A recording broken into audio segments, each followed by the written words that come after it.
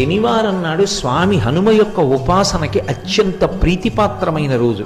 శనీశ్వర గ్రహాన్ని తన తోకకి చుట్టి ఆయన మీద శని యొక్క ప్రభావం లేకుండా చూసి శిక్షించినటువంటి వారు స్వామి హనుమ. హనుమని ప్రార్థన చేశాడు శనీశ్వరుడు, అయ్యా నీ చేత నేను ఇప్పటికే చాలా హింసింపబడ్డాను, నన్ను నీ తోక నుంచి విడిపించు, నీకేం కావాలడుగని అడిగాడు. అడిగితే స్వామి హనుమ శనీశ్వరుని నుండి ఒక మాట పుచ్చుకున్నారు, ఎవరు నాకు పరమ భక్తులై ఉంటారో అటువంటి వారి జోలికి నువ్వు వెళ్ళకూడదు. ఒకవేళ జాతకంలో శనీశ్వరుని యొక్క ప్రభావం చాలా విశేషంగా ఉండేటటువంటి వారు కూడా హనుమ యొక్క అనుగ్రహానికి నోచుకున్న వారైతే అటువంటి వారందరికీ కూడా శనీశ్వర గ్రహం యొక్క ప్రభావం విశేషంగా ఉండేటటువంటి అవకాశం ఉండదు.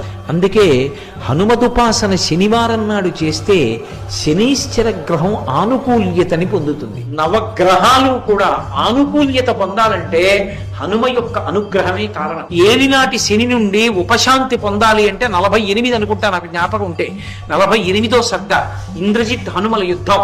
ఆ సర్గ పారాయణ చేస్తే ఏలినాటి శని ఉపశాంతి పొందుతుంది.